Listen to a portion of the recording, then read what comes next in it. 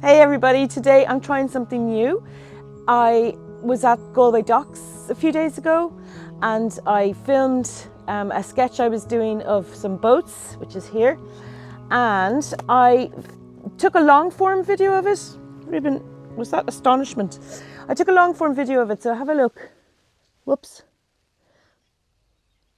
So that's the sketch I came up with, and here's where my thing is kind of new. I don't know if it's going to work, but I filmed it like in real time, so you can follow along. You can get your bits and pieces out, and you can follow along your pens and your paper and your whatever, and your paints, your watercolors.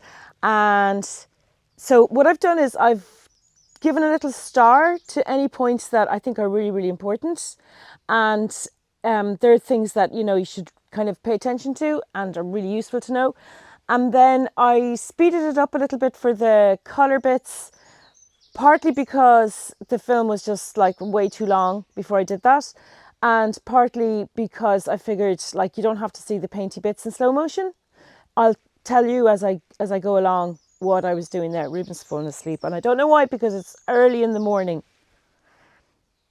Okay, so I'd love to hear what you think about this, because if it works for you, then it's something that we can do again. My tripod was a little bit wobbly because it's not a tripod, it's only a phone holder. But yeah, I've got plans to make my whole filming setup a lot more stable. So do let me know what you think and enjoy.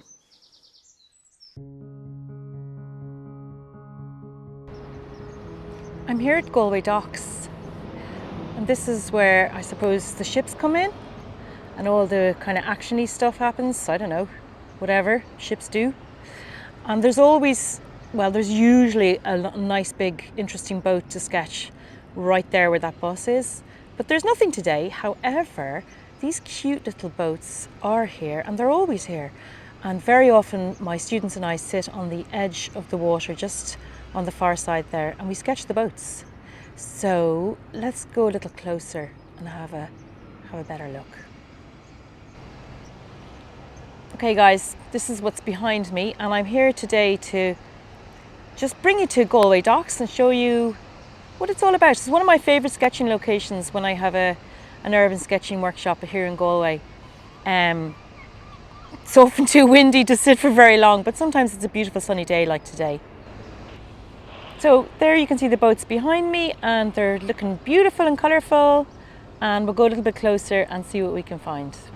So here's my little setup, my little stool and my tripod, which I'm about to put my camera into, and my nice leather jacket because it could get a little windy here. And my subject is those beautiful boats just there, and look at that lovely reflection as well, so I might get that in as well. So let's get going and see what I come up with. Okay, we're good. I'm going to start off with a watercolour line sketch, and the reason I'm doing that, just get another clip so you can see the way I'm putting the two clips here, and that makes a really, well, quite a sturdy little place to put the paint box. And I like to start off, let me just get that mic out of the way, there we go. Sorry about the wobbling tripod, I'm definitely going to get a less wobbly tripod before too long. So I'm going to start off with a very light watercolour line,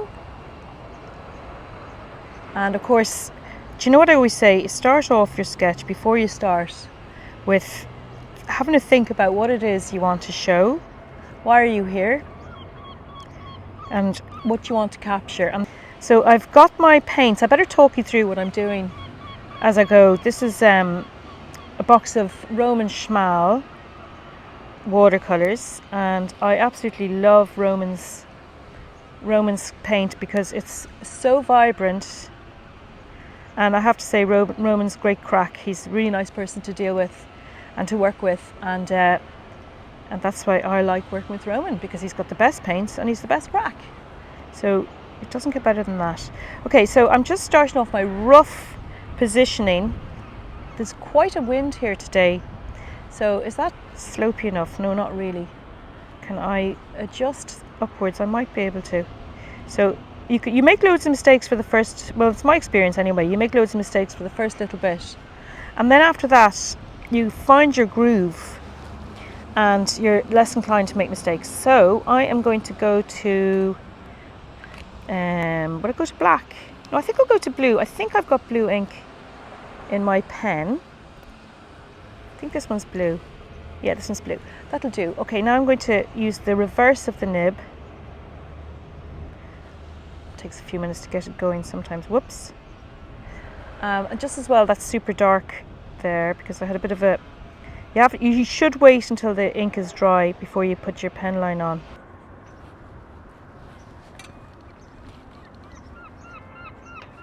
This is all brand new to me, is sketching outdoors, by the way, and having the camera trained on it. So I'm going for a very, very hard line. This is the top, the front end of this boat. And it might look a bit mental at the moment, but trust me, I do know what I'm doing, I think. You can't say I know what I'm doing and then add I think, can you? It doesn't really work. Okay, that one is a bit more slopey. It's kind of sloping backwards. So I'm going to slope that back a bit, and then I'm going to build up the drawing as I go.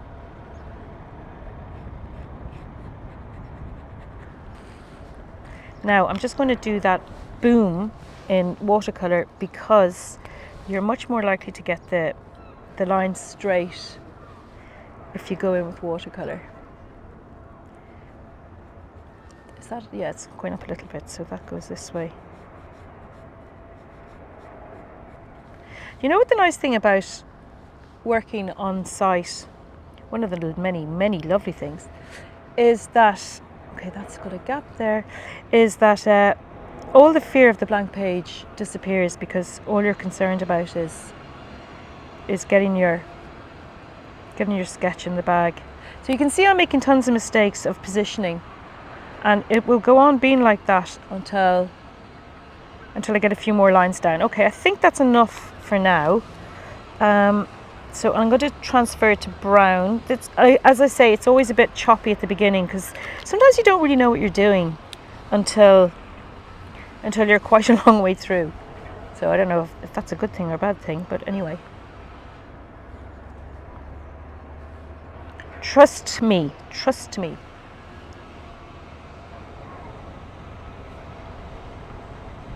Now, if I'd done this scale a bit different, I could have had that whole boom in and the boat next to it, but I didn't. Did you see the way I just launched into the sketch at the beginning? I didn't take a few minutes to think it through, and that is always a bad idea.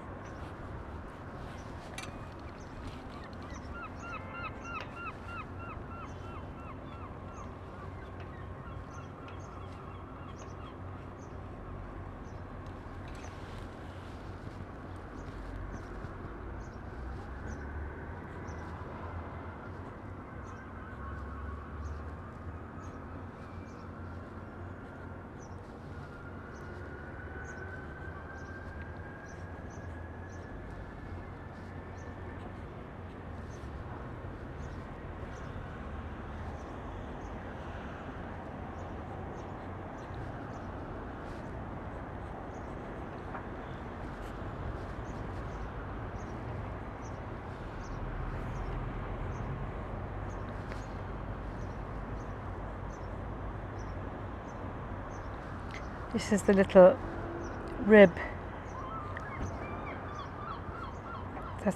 I'm shortening the front just so you can get an idea of what's going on here.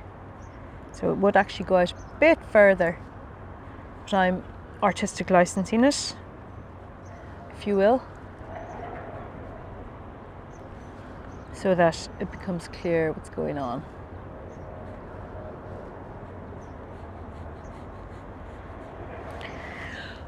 Because without it, you might say, what on earth is that supposed to be?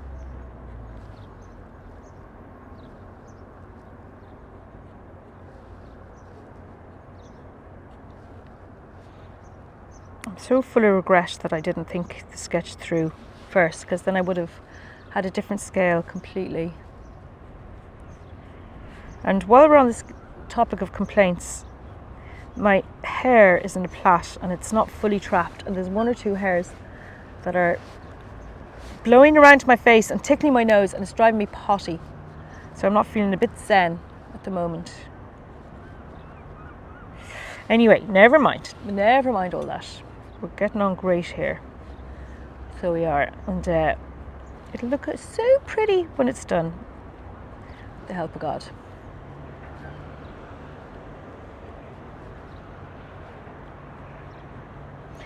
Do, do, do, do, do, do. Funny little seats on the rib.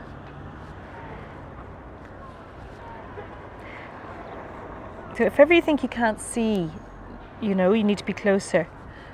Well, and if you can't get closer, if you can do, but if you can't, then just draw what you see.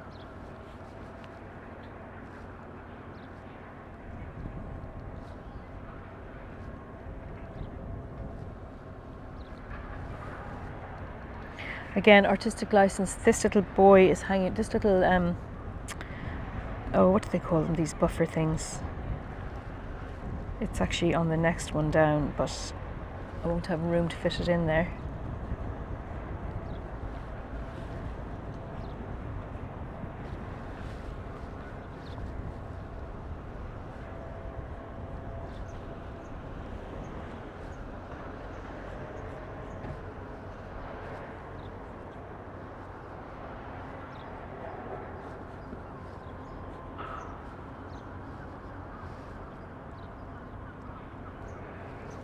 Sometimes it's hard to see what you're looking at and hard to tell what angle goes where, but if you just use the little measurement by eye technique that I use, which is, to ask yourself, how far away is X from Y? X being the line you've just drawn and Y being the line you're about to draw, then you won't go too far wrong.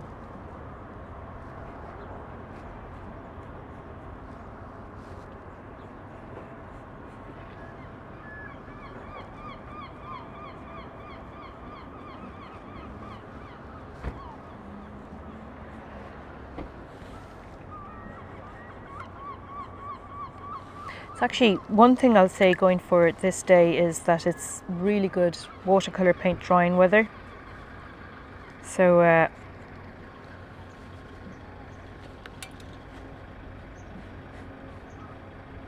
I'll be able to layer away good-o and with no ill consequences. You can hear the seagulls in the distance. We've got a mast coming up here, which is quite handy that it's next to the gutter, because it means I can estimate it quite well. I'm going to just transfer this to the other side because I need the two clips. I need the two clips to keep it stable, and I don't like it when my paint box clatters to the ground. Like, nothing bad happens, but I don't want to listen to that clatter. Okay, there's a mast. There's a big bunch of ropes at the bottom.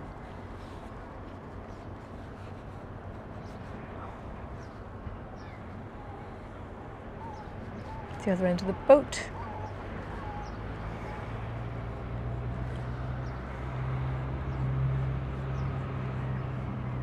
It's the seawall. Make sure it's not too wobbly.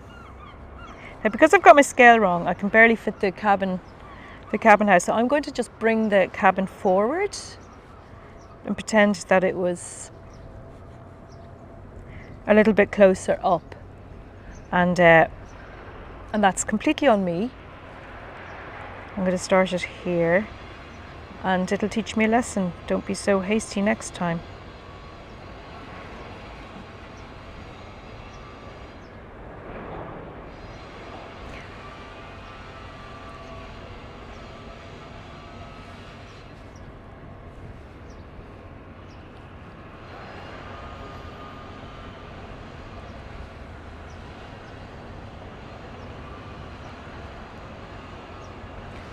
Is that too long? Do you know what I think it is? That's great, because I was actually going to make it a bit shorter. Artistic licensely again. I'm doing a lot of bits of artistic license here, which is definitely not a good thing, because it means I've made too many mistakes. But one thing I'll say to my students a lot is this: when you're making your drawing and you think everything's going badly wrong, just keep going. Just keep going, and chances are you'll make it look good in the end. Here's a quick reminder of the cabin to give you an idea of whether I got it right or not.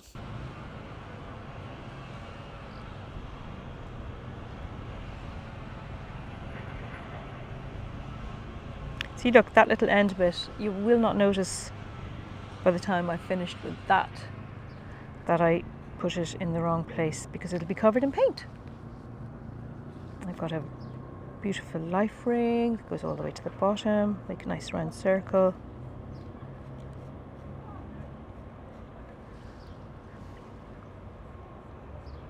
You can see the way I'm tentatively making the circle until I'm a bit more sure that it's going to be okay. Then you can go around it.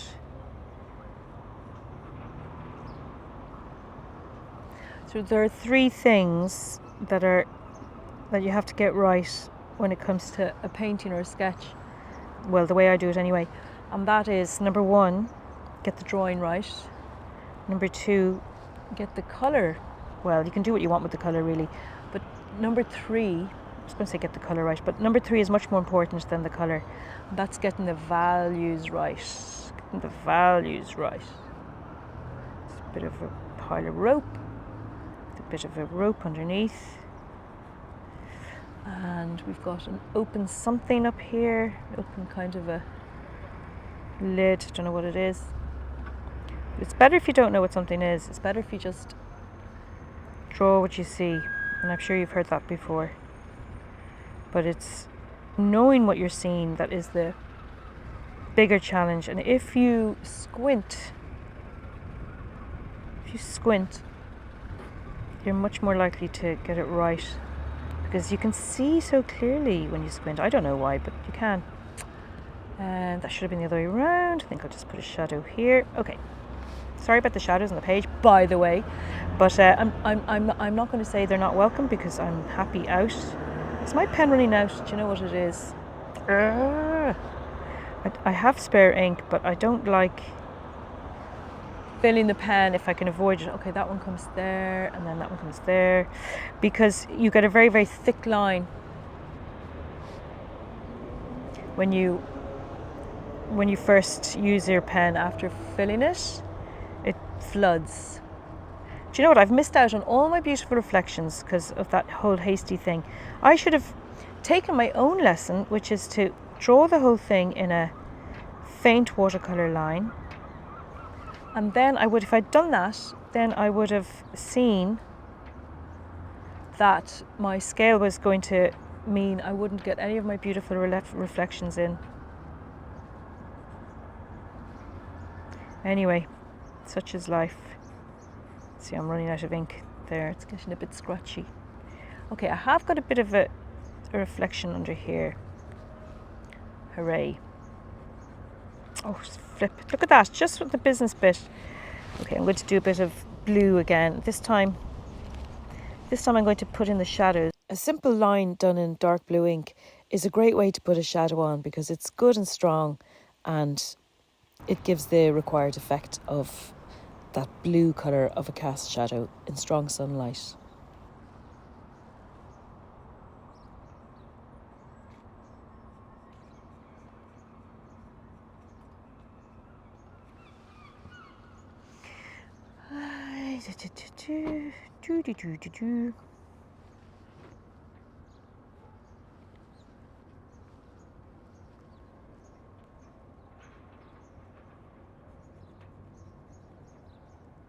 This is waterproof ink, of course.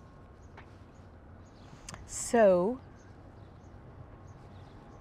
none of these lines are going to run when I paint on top of them.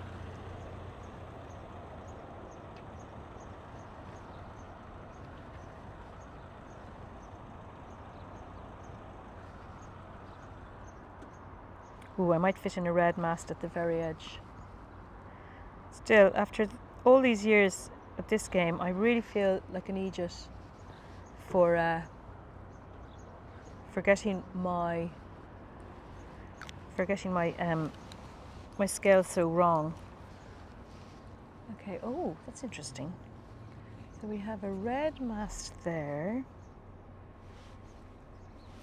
So my coat is catching on the clip, and you can't draw a line when your coat is catching because it'll hinder your smooth movement.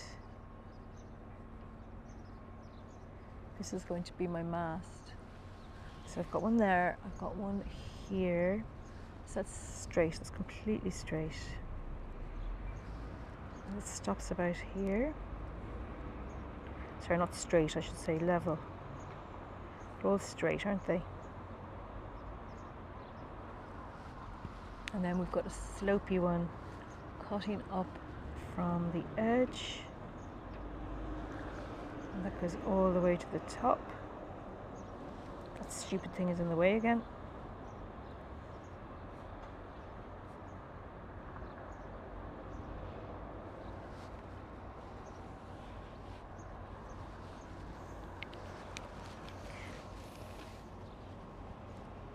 Now at this point I have to decide what my colour palette is going to be, and I think it's going to be red and blue. I hope I've got ink in this because I don't have any spare red with me.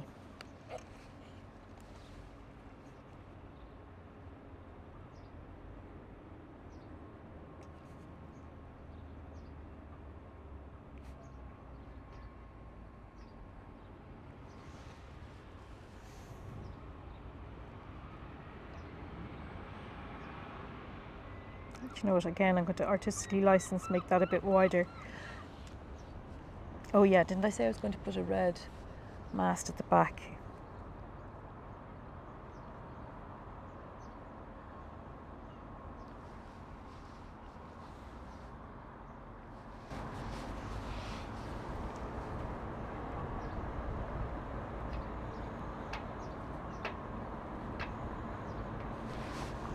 And I'm going to draw my little, do you know, I'm breaking so many rules here, like the rule of draw what's going to move. And any of these boats could be taken away by their masters or mistresses at any time.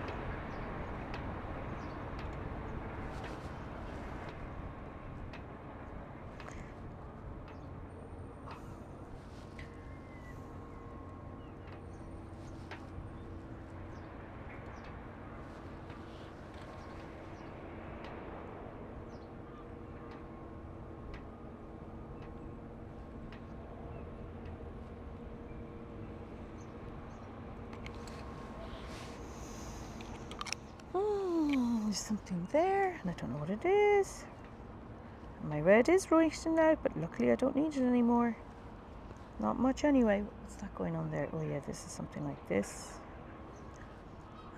Nice steady hand required for this bit here. I'm darkening it on the right hand side, which is away from the sunlight. I'm using a dark orangey red, and my dilution is quite concentrated to bring up the intensity of the red on the shadowy side. So I've speeded up the painting bit. I am using I suppose a medium to quite concentrated wash of phthalo blue. I'm using my Sakura brush here, even though it's not the most top quality brush in the whole world, because it is very, very convenient. It's got a great point, fully synthetic, but you can be super efficient and super quick. And I suppose the best bit of all is that you don't have to keep bending down to dip your brush in water. I'm onto sap green plus a bit of phthalo green here. It's a gorgeous rich green for the stripe of the boat.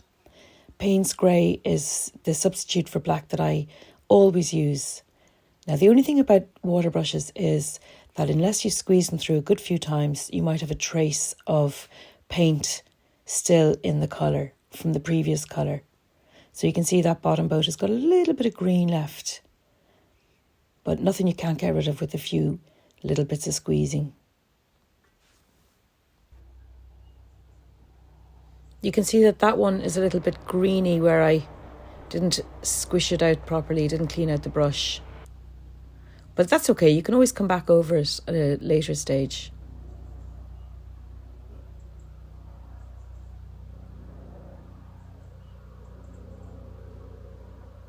Carefully putting on my rich orangey red for the coloured bit on the life ring, and making sure to leave a bit unpainted for the highlights.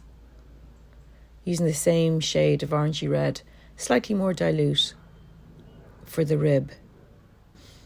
You might have been able to see that I ran a damp, clean brush over the border between the darker orange and the lighter orange bit just before it reached the highlight in the rib. It's just that it's not a glossy surface, so you need to soften the border between the highlight and the bit that's a bit richer in orange. Doing something similar with the masts, but they are a bit glossier, so the border between the highlighted areas and the richer areas is a bit sharper. I'm using a little bit of ultramarine to make a shadow under the rim of the cabin, and then putting in the shadows makes a big difference. You can see how it's suddenly you can see the sunshine. Filling in as I go, making sure not to let my hand rest on any wet paint. So I'm sort of working my way over from left to right, all the way around if you are left-handed. The reflection is usually a sort of a sludgy olive green under a dark or black item that's been reflected, and I'm making sure to leave lots of little white sparkly bits the further away you get from the subject that's been reflected. That bit there at the end of the boat is very dark, so that gets some quite dark treatment. In fact, I'm going over it with black ink. I always keep a pen with black ink in it, even though I don't tend to draw in black, just to make sure I have the ability to make something super dark if the situation calls for it. Now I've just put the shadow under the furled sail, and even though it's light grey in colour overall, I'm leaving the top half completely unpainted, and that way you get the effect of the strong highlight. At this stage I'm starting to pick out the very dark shadows. They are what's going to make all the difference. There's nothing like adding the shadows to suddenly throw your sketch into, I suppose, a reality.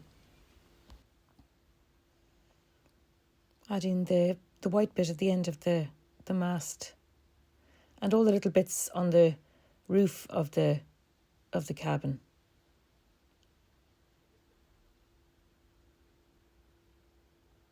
Those things are really fun because they're simple enough to draw, and they do make a big difference. Little details like that make a big difference.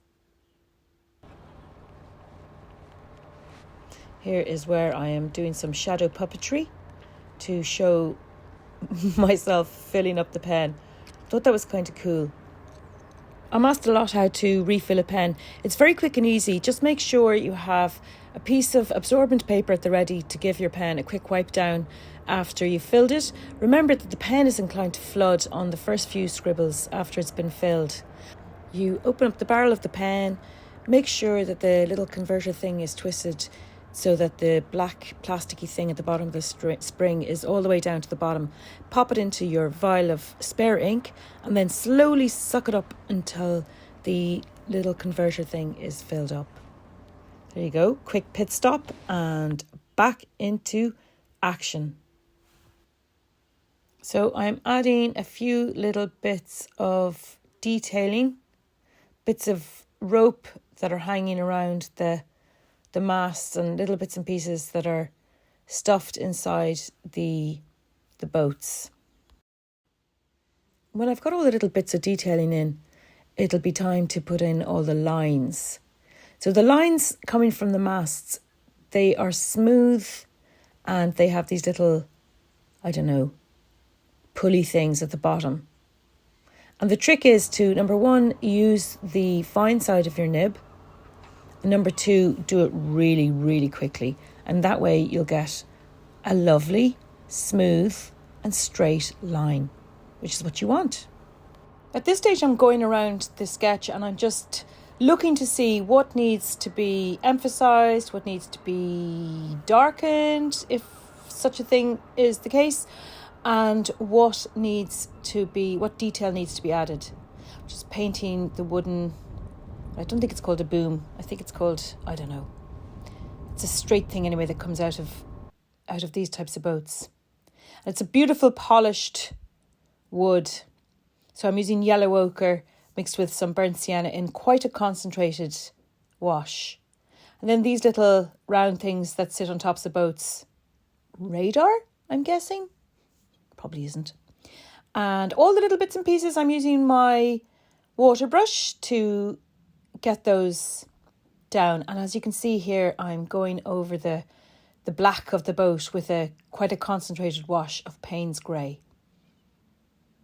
So it's very normal to have to do a couple of washes to deepen up a colour. And you see the way I did that black lid thing at the side and the top, just next to the wheel.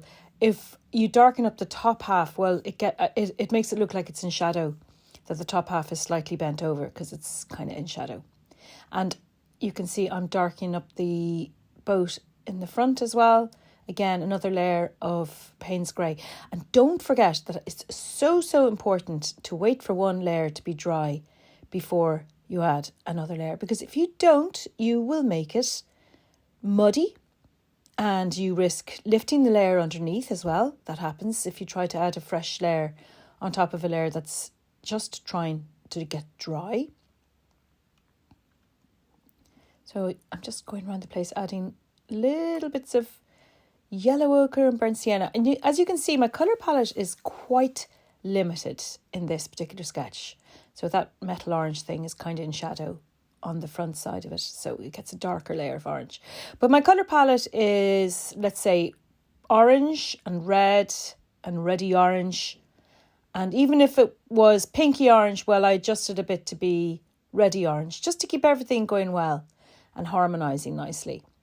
You can see I'm putting on my lines there, and as I mentioned earlier, I do them with the reverse side of the nib and I do them quickly. And I find that turning the book on my lap like that, turn it through 90 degrees, it really helps me get the angle straight, because you've got to make sure that there's nothing impeding the flow of your hand as you pull the line across the page. But also there'll be an angle that it's most comfortable for you to get those nice unwobbly lines. I'm not going to say they're straight because a lot of them have a curve in them, but they're definitely not wobbly. I'm also using my pen to deepen up the reflections underneath the boats, and the reflections are that kind of dark greeny look. I would have done them with my dark green ink in my pen. I keep a pen just with dark green ink in it, but it was finished, so I couldn't. Oh, I think I'm using up the last little drop of it here. And then realising that, whoops, it's all finished. That colour is called Emma and it's by Rohr and Klingner and it's in the Sketch Ink range. Seems to be a good bit left. But it's such a lovely shade of green. It's a real rich olive and I find it very useful when I'm doing anything to do with foliage. So I'm adding a few little darker bits of watercolour for under objects where the object is in shadow. It's really important. Look, I'm doing it here with the rib as well. Super important. I think that one was just more lines around the side of the rib. And this is the seawall, and this is a pair of tourists who happen to be walking past. A man with a backpack on his back, and you can see the forward motion of his walk. and his woman beside him. Here she is. Two of them going for a nice walk along Galway Docks on a sunny morning. Nothing like adding people to give whatever you're drawing a sense of scale. I always like doing that. And I also really like drawing cars, even though cars aren't the most gorgeous thing. You know, cars are very boring and very bland, but you will be surprised at how enjoyable it can be to put in a car well drawn, well observed. So I've got a combination of some lines on the seawall that are coming from other boats, but also some shadows on the seawall that are being thrown by lines. This is the far side of the street. And then I started putting in little bits of the background. So it's kind of tricky sometimes to do vehicles because the owner might come along and take them away. However, you not alone are usually lucky enough if you're fast, but also you can always, do a Franken vehicle and add a little bit of a vehicle that comes to take the place. If you live in a busy place, well, you can be sure there'll be something coming along to replace it pretty soon. Now, on the street opposite the boats, there is a bunch of kind of voids, I suppose you could say. There's car parks and there's kind of open areas. So you've got all these kind of black squares where the light doesn't get in. And I knew I was taking a risk by drawing them into the sketch when everything had been kind of going well up until that point. But at the same time, I really wanted there to be context for the boats and a setting. So I decided if I painted the voids and the black squares with just a brush as opposed to trying to draw them carefully in pen, I figured they would recede nicely into the background. And then I kind of, did the opposite by filling them in such dark colours. But I just went on. It's like I said earlier, you really should just keep going when you're making a sketch because the chances are it'll be fine if you just keep going. Well, that's what I found with these cars and so on. Even though I was looking at them going, oh, I've ruined this now. That happens to me a lot. Oh, I've ruined this. But you just keep going and then you find, oh, hello, it's not quite ruined after all. And that moment usually comes when you add in shadows, like see the backs of each of these cars are in shade because the light seems to be coming from From the left. And I said to myself, it's okay, it'll be fine, just keep going. So then at that point I used my pen to try and maybe make the lines a bit stronger and to say, yep, a bit more confident, these are cars and, this is what's going on. They look good if you really look and observe. And I say really, I emphasize that because for the longest time, my cars looked a bit like joke bubble cars, sort of thing that they did in the 1960s, say cars of the future, but that would be in kind of cartoons for kids. Nothing serious. Well, my cars always look like that. And nowadays, they look a bit more like they've come off a production line in, I don't know, some car manufacturing nation. Less of a cartoon from the 60s and more of a car that maybe you wouldn't buy because it looks like it's from seriously different decade. I don't know. So at the same time, I'm really looking through my values here. I'm trying to pinpoint what's darker, what's lighter. And I was getting very cold at this stage as well. So I was kind of hurrying a little bit. But I did emphasise the gloomy black interiors of the car parks. Well, at this point, my battery ran low, so I stopped filming. And what I did to finish off was I went over some of the lines in white gel pen. I deepened some of my shadows and I put a kind of a blue wash for shadows in the background. And I painted in the seawall. And that was about it, really. So I hope that you are able to do likewise. Okay, well, I've come to the end and it probably could do with a bit more. But here we go. And there's a few fiddly bits that I didn't do, and I ran out of battery, so that was that. But I hope you got something out of that anyway.